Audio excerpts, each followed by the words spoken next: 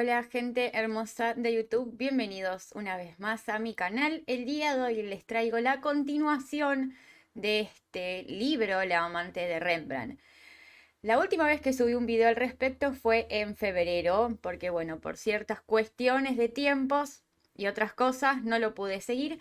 Así que en la cajita de descripción y en la i que está en pantalla les dejo la lista de reproducción para que vayan a ver los videos anteriores. Hay 5 videos hasta hoy, lo pueden usar de audiolibro. Yo a veces agarro y pongo imágenes si hacen referencias a obras o a personas. Espero que les guste y sin más blableríos, como digo siempre, adentro el video leyendo La amante de Rembrandt.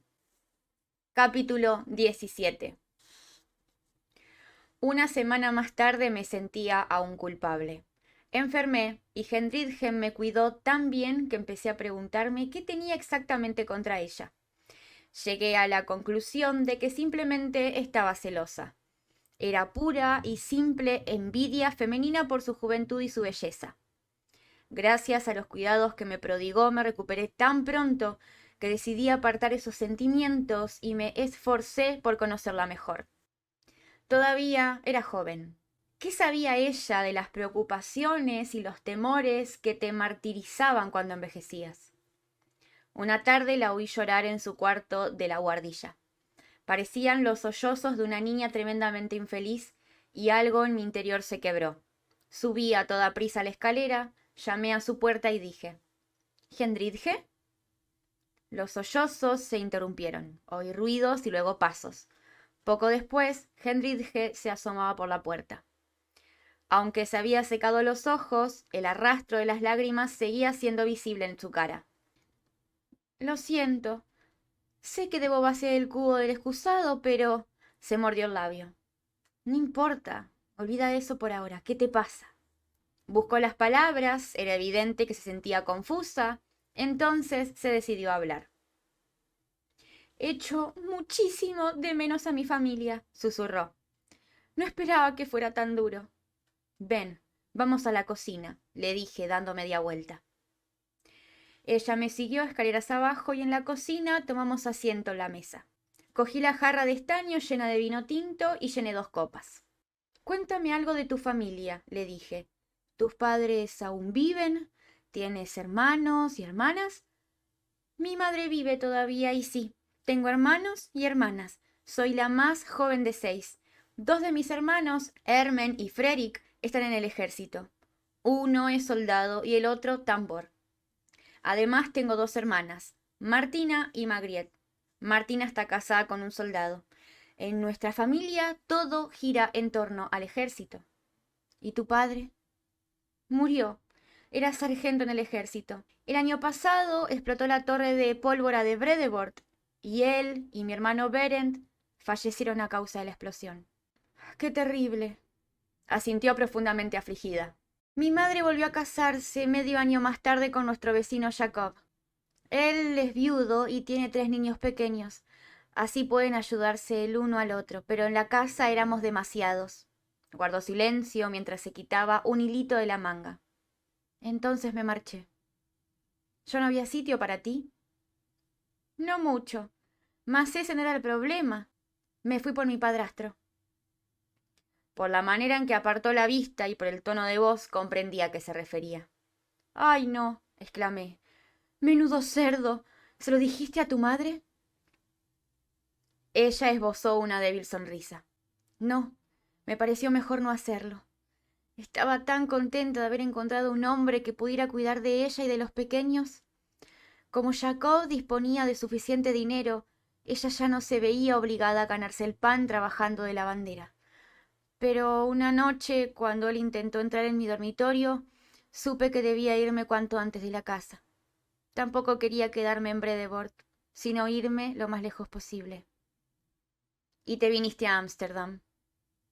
Hendrickje asintió y parpadeó con los ojos empañados. Se hizo un silencio, aunque no tenía nada de embarazoso. Nos bebimos el vino envueltas en un sentimiento de camaradería. Eres muy guapa, le dije mientras depositaba mi copa en la mesa. La belleza es un regalo, pero también puede ser una carga. Ojalá Dios me hubiese hecho menos guapa, así podía haberme quedado en casa. De joven yo tenía el mismo problema. No era tan atractiva como tú, pero aún así en Edam también debía ir con cuidado con los hombres. ¿Eres de Edam? Me llamó la atención que me tuteara, pero no me pareció mal. Yo no era una mujer de alcurnia. Teníamos orígenes parecidos. Le hablé de mi vida y de mi familia, y de Abraham. ¿6 meses? Dijo Hendridge. ¿Estuvisteis solo 6 meses juntos? ¡Qué terrible! Hace mucho de eso. Ya lo he superado. Aún así, a veces, cuando menos me lo espero, vuelve el dolor. En esos casos, en la calle, veo a alguien que se le parece y me estremezco, como si por un instante esperara que fuera él de verdad. Comprendo a qué te refieres. Me pasa lo mismo con mi padre. ¿Por qué no te has vuelto a casar? Me encogí de hombros. Nunca encontré a nadie que me mereciera la pena y no necesitaba ningún esposo. Podía cuidar de mí misma. Ojalá yo fuera tan fuerte. Lo eres, le dije, dándole una palmadita en la mano. Has venido desde Bredebord hasta aquí tú sola. No me digas que eso no es ser fuerte. Sonrió y me miró titubeante. ¿Puedo hacerte una pregunta descarada? Guardé un breve silencio antes de preguntarle a mi vez. ¿Sobre qué? Sobre el maestro Van Ring y tú. Mi expresión no debió ser muy alentadora, puesto que retrocedió enseguida. Lo siento, sé que no está bien. Olvida que te lo he preguntado. Tomé un sorbo de vino y miré unos segundos al frente. Entonces les mostré mi anillo de oro. Este fue de Saskia. Rembrandt me regaló todas sus joyas. La mayoría son demasiado valiosas para llevarlas a diario, pero este no me lo quitó nunca. Le expliqué la relación que existía entre Rembrandt y yo, y Hendridge preguntó: ¿Pero no te parece terrible no haber sido unidos por la Iglesia? En absoluto. Si Dios es amor, hará la vista gorda. Adán y Eva tampoco estaban casados. Aparté la silla y me puse en pie. Volvamos al trabajo. Queda mucho por hacer. A pesar de que nuestra relación mejoró, yo tenía algunas objeciones que hacerle a Hendridge, como el que no se apresurara en absoluto a volver a la cocina cuando estaba cerca del estudio de pintura. Me preguntaba qué se le había perdido allí y una vez, cuando volvió a quedarse mucho rato adentro, bajé descalza por la escalera y entré en el pasillo sin ser oída. A través de la puerta entreabierta vi a Hendridge de pie junto al caballete de Rembrandt. Sujetaba un pincel con el que rozaba el lienzo con cuidado, su mano guiada por la de Rembrandt. Él le daba indicaciones. No pude ver ni oír gran cosa, aunque sí lo suficiente para captar la paciencia y la dulzura que transmitía su voz. Los latidos de mi corazón se paralizaron.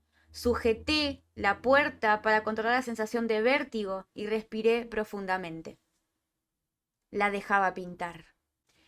Pese a que yo tenía prohibido acercarme a su caballete, a ella le permitía embadurnar su lienzo. Aunque no era un cuadro importante y podía pintar por encima si salía mal, no se trataba de eso. Empujé la puerta abriéndola más y dije, intentando sonar lo más tranquila posible: Ah, aquí estás. Te necesito en la cocina, Hendridge. Ya voy, me contestó ella sin volverse. Te necesito ya. Mi tono era tan duro que ella no podía sino obedecerme. Con un suspiro dejó el pincel y miró a Rembrandt. Por un instante temí que él socavara mi autoridad diciéndole que podía quedarse, pero por fortuna no lo hizo.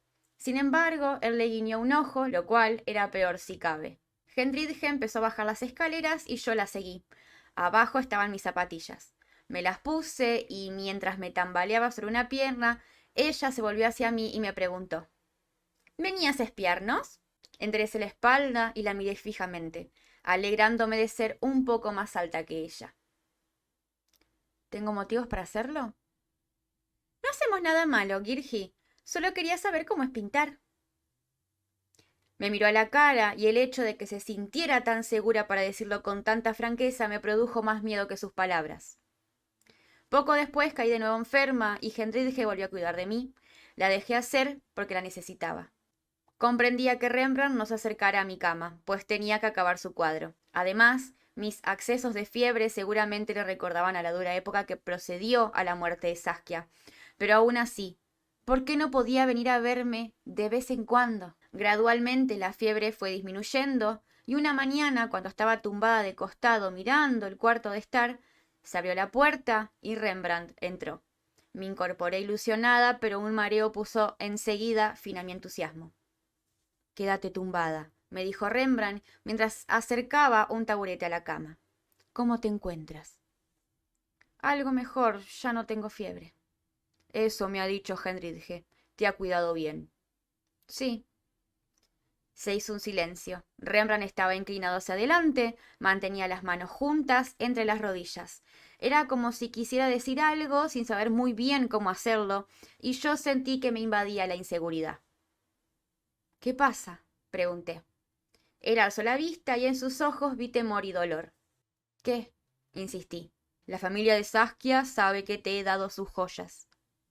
Oh, y seguramente no les habrá hecho ninguna gracia enterarse de eso. No, mucho no. Isquia está hecho una furia. Por supuesto le interesa que la herencia de Saskia se mantenga intacta. Quiero decir que después de mi muerte, todo volverá a Titus. Ahora bien, si le sucediera algo a él, Isquia sería la heredera. Según ella, yo no tenía derecho a darte unas joyas que le pertenecen a Titus y que, para más Sinri, heredó de su madre. Se aclaró la garganta. En eso lleva razón. Mientras hablaba, yo no apartaba la vista de su cara y tenía la sensación de que me acechaba un peligro inminente. ¿Quieres que te devuelva las joyas de Saskia? Susurré. No. Te las he dado porque te quiero y eso no ha cambiado. Pero tenemos que tranquilizar a Isquia, pues de lo contrario interpondrá una denuncia contra mí. Ya ha dado algunos pasos. Si sigue así, el tribunal la nombrará administradora del legado de Saskia. ¿Pueden hacerlo? Me temo que sí. De hecho, he incumplido los pactos al entregarte las joyas. Comprendí que quería que se las devolviera. Tal vez esperara que se las entregara voluntariamente. Cansada, me recliné contra las almohadas. Las joyas y sobre todo el anillo de diamantes significaban mucho para mí, más de lo que valían en realidad. Representaban mi posición como mujer de Rembrandt, me protegían contra las habladurías y las miradas de desprecio. No podía devolvérselas. Rembrandt no podía exigirme eso. No lo hizo, pero el silencio que se instaló entre nosotros estaba cargado de tensión. Finalmente, Rembrandt carraspeó y dijo: Hay otra solución. ¿Cuál? He pedido consejo a un abogado, maese Peter Cloek. Seguramente lo conoces, vive en Ed Bergul, Aschonentge, Canal Single. Asentí con la cabeza. Maese Cloek me ha aconsejado realizar un inventario de las pertenencias de Saskia y mías para que Isquia y el resto de la familia sepan lo que queda. Bastará con que redactes un testamento diciendo que dejas las joyas a Titus, así podrás conservarlas. Entonces comprendí que él no podía exigirme que se las devolviera. Todo el mundo me las había visto llevar, eran propiedad mía. Yo podía dejarlas a quien quisiera, pero ¿por qué no iba a dejárselas a Titus? Era lógico que él heredara más tarde las posesiones de Saskia. Por supuesto, esas joyas serán para Titus. No querría que fuera de otro modo, dije. Rembrandt parecía tan aliviado que su rostro se relajó por completo. Perfecto, sabía que lo entenderías. Me cogió la mano y la besó. Podemos ir esta tarde a ver al notario Lawrence Lamberti. ¿Esta tarde? ¿No puede ser? No vive lejos de aquí, en el Cedic. ¿Te sientes mejor, no? Si quieres, podemos esperar unos días, pero Isquia... Con un gesto de la mano le impuse el silencio. Podré hacerlo. ¿Lleva mucho hacer testamento? En absoluto. Basta con decir lo que debe poner el notario, lo escribe, y después tú estampas tu firma en el documento. Podemos hacer un borrador ahora, añadió Rembrandt. Aunque yo hubiese preferido echarme a dormir, Rembrandt ya se había levantado para ir a buscar papel y tinta. Mientras volvía a sentirme más enferma, redactamos mi testamento. Mejor dicho, fue Rembrandt quien lo hizo, si bien estuvo de acuerdo con todas mis propuestas. No era muy complicado y solo tuvo que explicarme los términos jurídicos. Si yo fallecía sin haber tenido hijos, dejaría mi ropa a mi madre y haría un legado a Stridge Bits, que recibiría 100 florines, y el retrato que Rembrandt había hecho de mí. El resto sería para Titus. Cuando lo hubimos puesto todo por escrito, me fui a dormir. Unas horas más tarde me desperté y me vestí, sintiéndome aún algo tambaleante. Me cubrí con la cofia, dejé que Rembrandt me ayudara a ponerme la capa y salimos a la calle. Era un frío día de enero y el viento del norte hizo que me estremeciera. Rembrandt me rodeó con el brazo y me acompañó hasta el coche cerrado que esperaba junto a la esclusa. Pensé que ir caminando hasta el Molesteg sería demasiado para ti, me dijo. Me abrió la portezuela y yo entré. Agradecida me senté en el frío cuero del banquillo. Rembrandt tomó asiento a mi lado. Cerró la portezuela y el cochero arrió el caballo. Aunque la Molensteg no estaba lejos, por el camino me di cuenta de que habría supuesto un esfuerzo excesivo caminar hasta allí. El trayecto en coche a través de la Brestraat se hizo interminable debido a los atascos. Aunque resultaba casi imposible cruzar la calle de Nieuwsmarkt, finalmente pudimos torcer hacia Zeedik, para luego girar a la izquierda y meternos en la Molensteg, donde el carruaje cabía justo hasta el punto de que algunos peatones se vieron obligados a arrimarse a la pared para dejarnos pasar. Me asombró que el notario Laurens Lamberti viviera en una callejuela tan insignificante. A mitad de la calle nos detuvimos delante de una casa alta y estrecha. Rembrandt me ayudó a apearme del coche. Una vez dentro me sorprendió el gran contraste entre el aspecto sencillo y casi pobre de la calle y la decoración del vestíbulo. Vi un suelo de mármol y a lo largo de las paredes unas mesitas y sillas ornamentales de aspecto caro. Sobre la chimenea había un retrato de un hombre de unos 60 años en el que reconocí al notario que acababa de entrar. Laurens Lamberti nos saludó cordialmente y nos precedió hasta su despacho, donde estaba encendida la chimenea.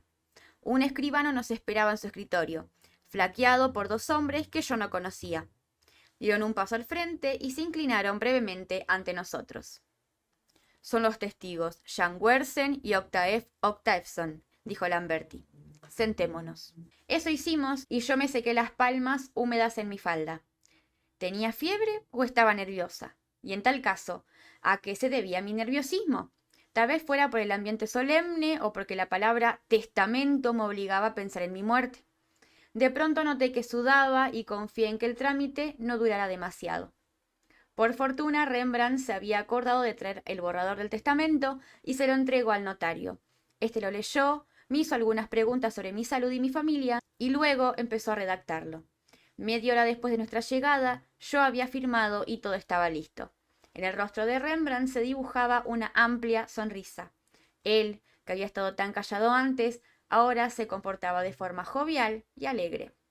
Gracias a Dios no quiso estar más de lo necesario y partimos de inmediato. Además, el notario tenía demasiado trabajo para quedarse a charlar un rato, pues los siguientes clientes ya aguardaban su turno en el vestíbulo. Nuestro carruaje no nos esperaba delante de la puerta, sino que había avanzado un poco y se había detenido en la Oude Six Burgwal. Yo estaba tan cansada y mareada que me costó subirme al coche. Rembrandt me ayudó y durante el trayecto de vuelta me apoyé en su hombro. A él se le había pasado la euforia. Durante todo el camino miró por la ventana sin decir ni una palabra. En aquel momento yo estaba demasiado febril para poder atar cabos. Eso era algo que solo haría más tarde. Capítulo 18. Pensándolo bien, no comprendo cómo pude estar tan ciega. Todos los indicios estaban allí, tan claros como el agua. Quizás estuviera cegada por mi enfermedad, que me siguió debilitando durante semanas enteras, o por la dedicación con la que me cuidaba Hendridge. A la sazón yo creía que era calidez y me avergonzaba por pensar tan mal de ella, pero ahora creo que solo intentaba ponerme una venda en los ojos. Rembrandt apenas me dedicaba tiempo y eso era lo que más me dolía. Cuando amas a alguien tienes un sentido especial para detectar todo lo que podría amenazar tu felicidad, pero te dejas tranquilizar con facilidad, aunque sea solo porque la verdad es demasiado dolorosa. No sé exactamente cuándo empezó la relación entre ellos dos. Hendridge se quedaba cada vez más a menudo en el estudio de pintura para posar y en esas ocasiones la puerta se cerraba. pero si yo entraba de forma inesperada, nunca veía nada que despertara mi recelo, aunque no podía quitarme de encima un sentimiento de malestar cuando los veía juntos. La primera vez que no pude seguir negando la evidencia fue en el mes de junio, el 5 de junio de 1648, para ser exactos. Lo recuerdo aún porque aquel día Ámsterdam celebraba el final de la guerra con España. La ciudad entera, sobre todo la plaza del Dam, se había convertido en una gran fiesta. Fuimos todos hacia allí, Titus sobre los hombros de Rembrandt, Hendrikje a un lado y yo al otro. Era un precioso día de primavera, soleado y con algunas nubes blancas. Las ramas de los árboles estaban llenas de hojas de un verde tierno. Las campanas de la iglesia Zuiderkerk llevaban horas repicando y todo el mundo había salido a la calle. Miré a Hendrikje que caminaba junto a Rembrandt dando unos pasitos tan ligeros que parecía a punto de echarse a brincar, mientras hablaba, señalaba y bromeaba con Titus. Llevaba un jubón ceñido y una cofia blanca que cubría parte de sus rizos castaños. La excitación sonrojaba sus mejillas y, viéndonos así, cualquiera hubiese dicho que éramos una familia y ella nuestra primogénita. Rembrandt estaba de un humor excelente, hablaba y reía, saludaba a conocidos y contestaba a las incesantes preguntas de Titus. Mientras caminábamos hacia el centro de la ciudad, el repiqueteo de las campanas parecía propagarse de una iglesia a otra y a lo lejos se sumaron las detonaciones de los cañones. Titus se asustó, pero Rembrandt le explicó que eran disparos de alegría.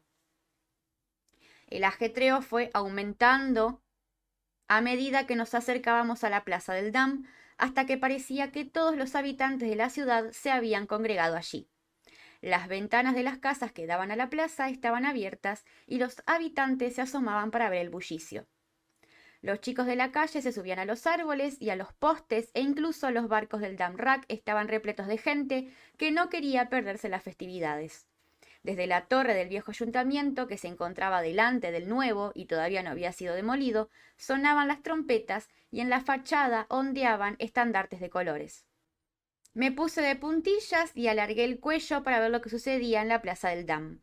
Apenas pude vislumbrar nada, aún así vi que junto al Wag había una fuente de vino de la que todo el mundo podía beber gratuitamente. Asimismo, había 3 teatros al aire libre. 2 estaban cerrados con cortinas y el tercero se estaba abriendo con gran redoble de tambores. Sobre el escenario, un grupo de actores representaba algo con gestos dramáticos, aunque yo no lograba ver qué era. Mientras todo el mundo se dirigía al teatro desde el otro lado de la plaza del Dam, sonaba música. Allí llegaba la milicia. Un abigarrado cortejo de alabarderos, piqueros y tambores marchaba hacia la plaza, ondeando sus banderas y estandartes por encima de las cabezas de los espectadores. Una parte del gentío desplazó su atención hacia el desfile, por lo que la multitud se puso en movimiento y aumentaron los empujones. ¿Dónde está Hendrikje?, preguntó Rembrandt de pronto. Seguía sosteniendo a Titus sobre sus hombros mientras daba vueltas y miraba hacia todos lados. A pesar de que yo también la buscaba, no veía a Hendrikje por ninguna parte. Había tal muchedumbre que estábamos hombro con hombro y nos empujaban continuamente por detrás. «Ven, esto está mal», me dijo Rembrandt cogiéndome de la mano y tirando de mí hasta que salimos de la aglomeración. Mientras tanto, él seguía mirando a su alrededor y vi aparecer un profundo surco entre sus cejas.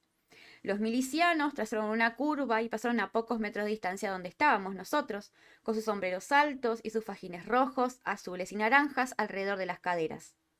La gente que nos rodeaba tiraba y empujaba, y a mí me costaba mantenerme en pie. «¡Maldita sea!», exclamó Rembrandt, mirando azorado por todos lados. Incluso detecté algo de temor en su rostro. «¡Allí, papá! ¡Allí está Hendrikje!», gritó Titus, que al estar en los hombros de su padre gozaba de buena vista. Agitó los brazos y gritó el nombre de Hendrikje. «¿Nos ve?», preguntó Rembrandt. «Sí, viene hacia nosotros, allí está». Hendrikje apareció con el rostro enrojecido, había perdido la cofia, por lo que llevaba la melena suelta. «No lograba encontraros. La gente me empujaba cada vez más lejos. Alguien me tiró al suelo y entonces casi me pisotearon. Una mujer me ayudó a ponerme de pie y luego...» Interrumpió su relato y se echó a llorar. Rembrandt dejó a Titus en el suelo y atrajo a Hendridge hacia él. Mientras le estrechaba entre sus brazos, ella lloró con desconsuelo durante tanto tiempo que mi compasión se evaporó hasta transformarse en irritación. A fin de cuentas, tampoco había pasado nada grave. Vayámonos, dije secamente. De todos modos, no vemos nada y encima alguien acabará haciéndose daño. Cogí a Titus de la mano y eché a andar, por lo que a Rembrandt no le quedó más remedio que seguirnos. Caminaba detrás de nosotros con Hendridge. Lancé un rápido vistazo por encima del hombro y vi que seguía rodeándola con un brazo. Todo había cambiado y yo no podía hacer nada para impedirlo. De la noche a la mañana, Hendridge pasó de cenar en la cocina a sentarse con nosotros en la mesa. Cuando dije algo al respecto, Rembrandt me respondió: Nilgi siempre comía con nosotros. No veo por qué Hendridge debe comer sola en la cocina. Yo no podía decir nada en contra, salvo que ahora casi no teníamos ni un momento para nosotros dos. Solo pasábamos a solas las noches en la estrecha cama armario. Yo me decía a mí misma que no debía preocuparme mientras yo fuera la que de noche yacía apoyada en sus anchas espaldas. Sin embargo, mientras estaba tumbada en la oscuridad, con los ojos bien abiertos y escuchando la respiración de Rembrandt, no podía evitar preocuparme. Era tal el miedo que tenía de perderlo que se me hacía un nudo en la garganta y me impedía conciliar el sueño. Mis noches estaban llenas de Hendridge y por la mañana, cuando me la encontraba en la cocina, debía hacer un esfuerzo para ser amable con ella. Vi con gran frustración que Titus y Hendridge hacían buenas migas. Les gustaba practicar juntos todo tipo de juegos como pilla-pilla y la gallinita ciega, y salían a menudo a pasear fuera de la ciudad. Una vez, extramuros, se iban a atrapar ranas, como yo había hecho en otro tiempo con Titus cuando todavía tenía fuerzas para ello. Por el bien de Titus, intentaba ser lo más amable posible con Hendridge. Así seguimos, al menos durante un año. Pese a que yo compartía el lecho de Rembrandt, no sabía exactamente lo que compartía él con Hendridge cuando yo salía de casa o cuando ella posaba para él a puerta cerrada. Lo que sí sabía era que Hendridge era feliz. Su risa resonaba con regularidad por la casa y la oía cantar a menudo. Nunca en voz alta, sino bajito, como canturreando, con el ligero sonido de alguien que está plenamente satisfecho con la vida. Rembrandt no parecía demasiado cambiado y eso me tranquilizaba. Si él también se hubiese puesto a cantar o a silbar, me habría preocupado de verdad. No obstante, él se comportaba como siempre. Aunque se reía más a menudo y durante la cena se mostraba más locuaz que de costumbre, yo me decía que eso no tenía por qué estar relacionado con Hendridge, pero ¿y si lo estaba? Durante una de mis noches en blanco decidí que le permitiría tener sus sentimientos por Hendridge, aunque eso significara que iniciara una relación con ella. Al fin y al cabo, no estábamos casados y él no cometía adulterio. Oficialmente no me debía nada. Mi actitud fría frente a Hendridge le había hecho fruncir el ceño en varias ocasiones. Era una advertencia que yo me tomaba muy en serio. Rembrandt no era amigo de enredos y tensiones en casa. Lo último que quería era tener allí a dos mujeres riñendo. Mientras me hiciera el amor y yo llevara el anillo de Saskia, seguía siendo la mujer más importante en su vida y yo me aferraba a esa idea. Sin embargo, un día llegó el golpe. Aquella mañana Rembrandt, que siempre se metía en su taller justo después del desayuno, se quedó sentado en la cocina. Hendridge salió con prisa y yo comprendí lo que iba a suceder. Siéntate, Girgi, me dijo Rembrandt en tono suave pero firme. Mis manos empezaron a temblar. Dejé caer los platos en la pila y me volví. Mientras tomaba asiento frente a Rembrandt examiné su rostro. Lo que vino me tranquilizó. Su gesto era grave y evitaba mirarme. Estaba sentado con los hombros hundidos y jugaba con el cuchillo de untar la mantequilla. Me lo quedé mirando mientras sentía el martilleo de mi corazón, aunque con la tranquilidad de quien sabe que está a punto de suceder lo inevitable. Ya hace un tiempo que la cosa no va muy bien entre nosotros, dijo Rembrandt después de un enervante silencio. Tú también lo habrás notado. Lo que he notado, sobre todo, es que te gusta Hendridge, dije con amargura. Rembrandt guardó un silencio incómodo y dio unos golpecitos con el cuchillo en la mesa. Sí, me gusta, dijo finalmente. ¿Cuánto? La amo. Lo miré fijamente. ¿La amas? Sí. Tienes casi 44 años y ella 23. No es más que una niña. ¿Es una mujer joven o una niña? Le llevas 20 años. Dejó de lado el cuchillo de untar y se irguió. Lo que importa de verdad es que la amo. ¿Y a mí ya no me amas? Se hizo un silencio durante el cual contuve la respiración. La respuesta que iba a darme sería decisiva. Una confirmación significaría el final, pero si aún sentía algo por mí, había esperanza. Nos miramos y durante aquellos segundos vi algo que no quería ver. Aun cuando siguiera abrigado algún sentimiento por mí, se había convertido en algo que yo no podía soportar. Compasión. Sí, dijo. Todavía te quiero, pero no del mismo modo. Te estoy agradecido. Fuiste cariñosa conmigo y con Titus. Hablando de Titus, ¿has pensado lo que significará esto para él? ¿Realmente quieres dejar a tu hijo sin madre por segunda vez? No eres su madre, y Hendridge lo he cuidado y lo he querido durante casi 8 años. Claro que he sido una madre para él. Rembrandt alzó la mano con un gesto de concesión. De acuerdo, no voy a negar eso, pero ahora las cosas han cambiado. Por fortuna, él también se lleva estupendamente con Hendridge. Solté una risa de incredulidad. No lo dirás en serio, ¿verdad? ¿Quieres compararnos? Girgi es lo que hay. Titus tendrá que acostumbrarse. Amo a Hendridge y quiero seguir con ella. Se le veía inquieto y desviaba cada vez la mirada, como si esa conversación fuera un trabajo molesto que tuviera que despachar antes de poder seguir con su vida. Hasta aquel momento yo había logrado reprimir las lágrimas, sin embargo, de pronto no pude contenerlas más y empezaron a brotar. Sentada a la mesa, lloré, sollozando y sacudiendo los hombros y tapándome el rostro con las manos. Rembrandt vino a sentarse a mi lado y me apretó contra él. Lo siento, me dijo, lo siento tanto. Pese a que deseaba escabullirme, en lugar de ello me apoyé en su hombro y me refugié en su calor. La intimidad de sus brazos que me rodeaban hacía que me resultara aún más difícil creer que todo había acabado entre nosotros. Cuando por fin me calmé, Rembrandt me soltó, aunque permaneció sentado a mi lado y me dijo: Solucionemos esto bien, Girgi. Por supuesto no voy a dejarte tirada en la calle. Te daré todos los meses 5 florines si me devuelves las joyas de Saskia. Apenas asimilé sus palabras, solo comprendí que todo mi futuro, mi última esperanza de felicidad, acababa de desvanecerse. Estaba a punto de cumplir 40 años, no tenía trabajo, ni esposo, ni hijos que pudieran cuidar de mí. Al haber nacido en Edam y al haber vivido amancebada con Rembrandt, no había adquirido derecho de ciudadanía en Ámsterdam y no podía contar con el apoyo financiero del Fondo de Caridad. Tampoco con la ayuda de la Iglesia, era una mujer vieja y acabada. Sin embargo, lo peor era perder el amor de Rembrandt. Nunca más volvería a oír su risa, ni a sentir su cálida mirada sobre mí. A partir de ahora, otra mujer gozaría del privilegio de pasar las oscuras noches entre sus brazos y sentir sus caricias. Girgi, ¿me has oído? ¿Qué? Las joyas de Saskia. ¿Qué pasa con las joyas? Sus mandíbulas apretadas dejaban claro hasta qué punto le importaba aquello. Quería que le devolviera las joyas. En cuanto se librara de mí, Hendridge se pasearía luciendo un anillo de diamantes en el dedo. Esa idea era más de lo que podía soportar. Son mías, dije. ¿Me las diste? Lo sé, pero ahora, dijo esbozando un gesto de impotencia. ¿Ahora son para Hendridge? En absoluto. Quiero depositarlas en un lugar seguro y guardarlas para Titus. Nunca debería habértelas dado. Le pertenecen a él. Es lo único que le queda de su madre. Titubeé. Tenía razón en eso, pero tal vez entre tanto Rembrandt se las dejara llevar a Hendridge. Las guardaré bien, le prometí. De repente Rembrandt me apretó la muñeca con fuerza. Aunque no me dolía, me resultaba desagradable. Devuélvelas, dijo. ¿Es que no comprendes lo importantes que son para mí? Había tal desesperación en su mirada que estuve a punto de darle lo que quería.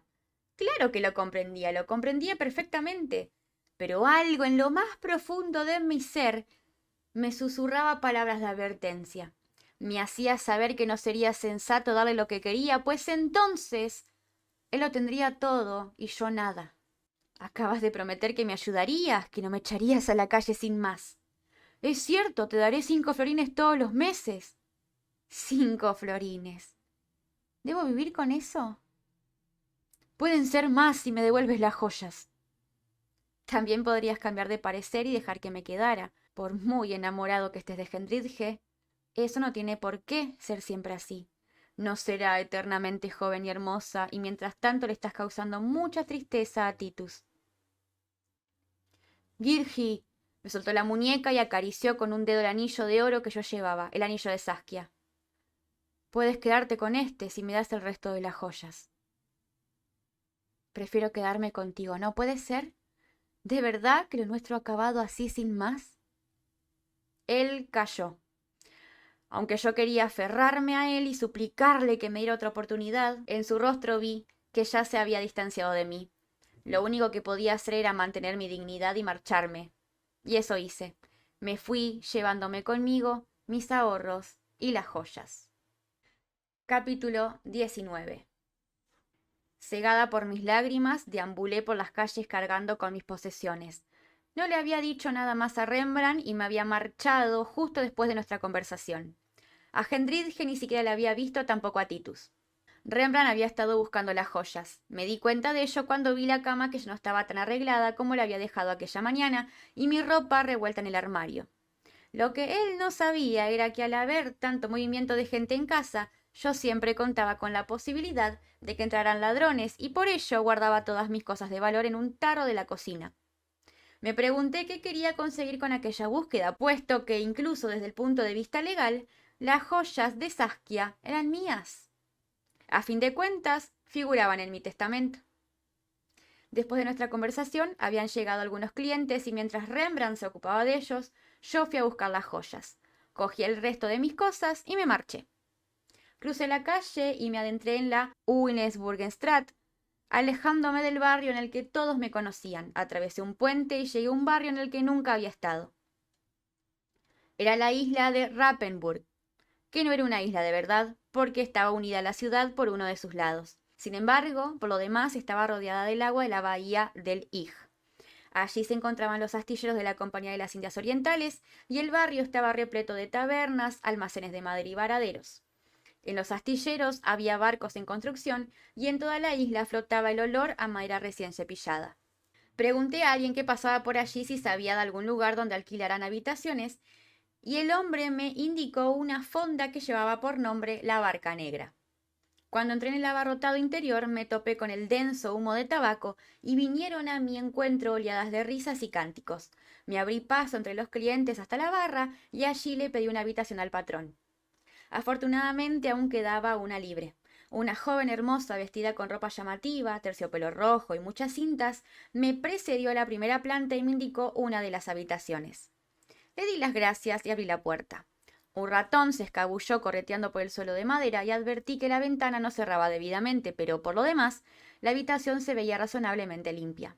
Había una cama, una mesa con 2 sillas y un baúl en el que podía guardar mis cosas. Estupendo, le dije a la chica que me esperaba en el rellano. Me la quedo. Mi habitación daba al río por el lado de la ciudad y tenía vistas a la Motel Van Storen, la torre del reloj. Me quedé allí 2 noches.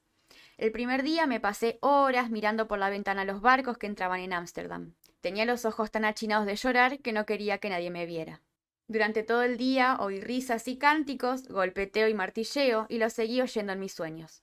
No obstante, aquellos sonidos no me molestaban, pues me transportaban de vuelta a Edam. Allí me sentía segura. Volvía a ser la niña tumbada en la cama que oía a su padre trabajar hasta tarde y que sabía que su madre estaba abajo en la cocina. Más tarde me llamaría para que me levantara y me encontraría el fuego ardiendo en la chimenea y las gachas de suero de mantequillas listas sobre la mesa. Me invadió un enorme anhelo de volver a casa, a Edam. Podría ir allí. Tenía mucha familia y también estaba mi amiga Trin. Si bien hacía años que no la había visto, seguro que Trin me ayudaría. Tal vez pudiera vivir un tiempo en su casa para reflexionar tranquilamente sobre mi futuro. Esa idea me hizo sentirme algo mejor y me quedé dormida. Al día siguiente caminé hasta la torre del reloj para buscar una gabarra a Edam. Ningún barquero iba directo allí, aunque uno podía llevarme hasta Monnikendam. Sin pensarlo 2 veces, metí mi equipaje en la barca y subí a bordo. Había más pasajeros que, como yo, habían pagado por realizar el viaje en barca y busqué el último lugar que quedaba entre la carga.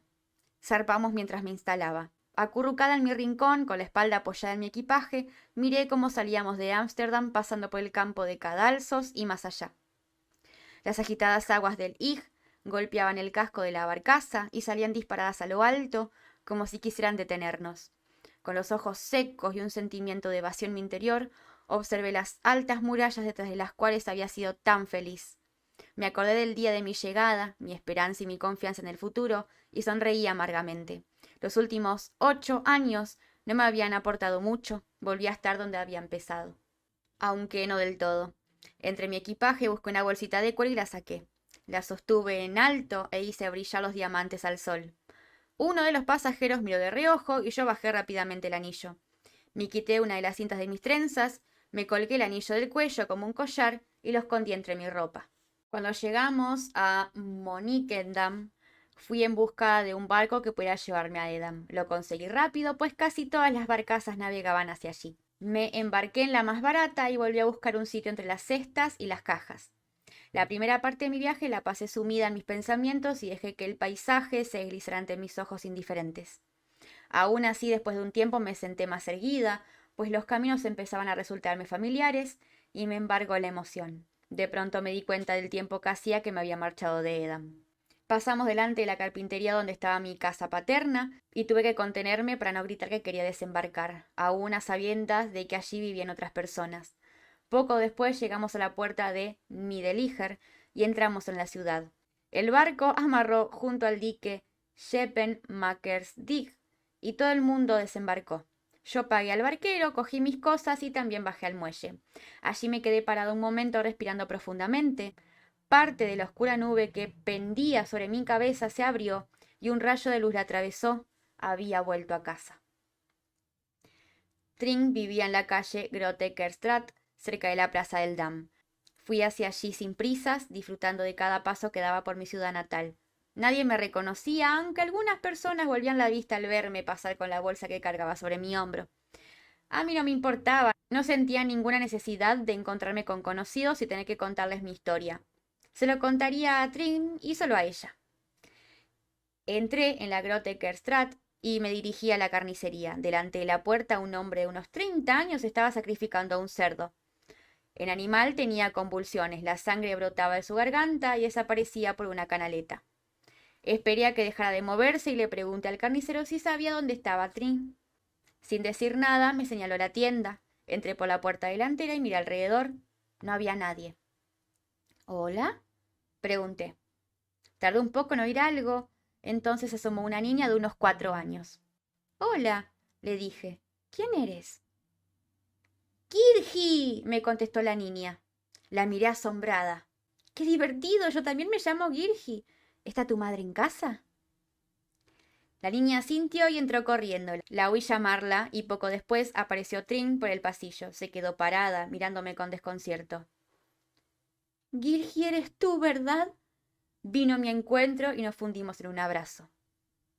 ¿Qué haces aquí? ¡Qué sorpresa tan maravillosa! ¿Por qué no me has avisado de que vendrías? Trin no dejaba de abrazarme, me frotaba la espalda, me besaba en la mejilla y cuando por fin nos separamos, vi que tenía lágrimas en los ojos. Para mí también ha sido bastante inesperado. Salió a la calle, le dijo al hombre que tenía visita y tiró de mí. Ven, vamos al jardín. Crin se ocupará de la tienda. En el jardín amurallado nos sentamos en un banco. Un castaño nos ofrecía sombra, los pájaros cantaban y resplandecía el sol. Exhalé un profundo suspiro de satisfacción. Trin fue a buscar una jarra de cerveza ligera para ambas y se sentó a mi lado. Dime, ¿qué pasa? Primero tú, esa niña, Girgi, ¿es la más pequeña de tus hijos? Sí, le puse tu nombre. Antes de ella tuve otra, Girgi, pero murió a los 2 meses de nacer. ¡Qué terrible! ¿Cuántos hijos tienes? 5, aunque deberían haber sido 7. ¿Y tú? Negué con la cabeza y Trin me dedicó una mirada compasiva. ¿Cómo te va con aquel pintor? Preguntó. Aquello acabó. ¿Y a ti con tu marido? Ya hace un año que soy viuda. Proseguí con la carnicería y contraté a Crin. Es un buen carnicero y con su ayuda me las apaño. Pero aún así, perdiste a 2 hijos y a tu marido. Lo siento, Trin. Así son las cosas, dijo ella, encogiéndose de hombros resignada. ¿Por qué se acabó entre el pintor y tú? ¿Por qué no quería casarse contigo? Negué con la cabeza y le conté toda la historia. Cuando hube acabado, se hizo un silencio. Por eso has venido hasta aquí, dijo trinquedamente. Porque ese canalla te ha roto el corazón. Lo siento tanto. Mi corazón también se rompió cuando murió Albert, pero al menos sabía que me quería. Rembrandt también me quería. O eso creo.